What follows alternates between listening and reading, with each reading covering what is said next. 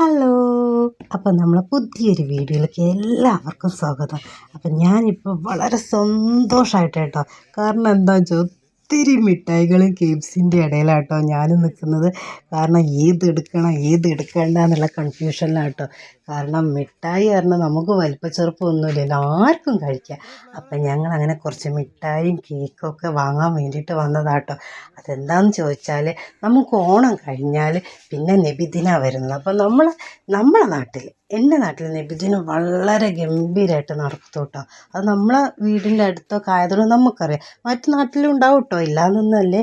അപ്പം അതുകൊണ്ട് ആ മക്കൾക്ക്, നമ്മളെ വീടിൻ്റെ അടുത്ത് കൂടെ പോകുന്ന മക്കൾക്ക് ഒരു ചെറിയ മിഠായി കൊടുക്കാൻ, അപ്പോൾ അവരെ മനസ്സിൽ സന്തോഷം മുഖത്ത് കാണുമല്ലോ.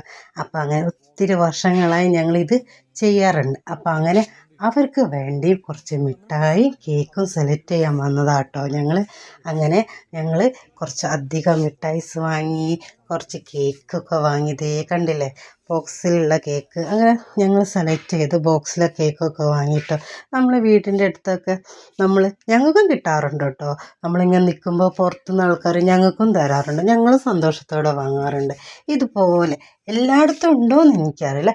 ഉള്ളവർ ഒന്ന് കമൻറ്റ് ചെയ്യണേ. അത് മിഠായി മാത്രമൊന്നുമില്ല കേട്ടോ, വെള്ളം കൊടുക്കും, പായസം കൊടുക്കും, അങ്ങനെ പലതും കൊടുക്കും. അപ്പോൾ ഓക്കെ, ബായ്.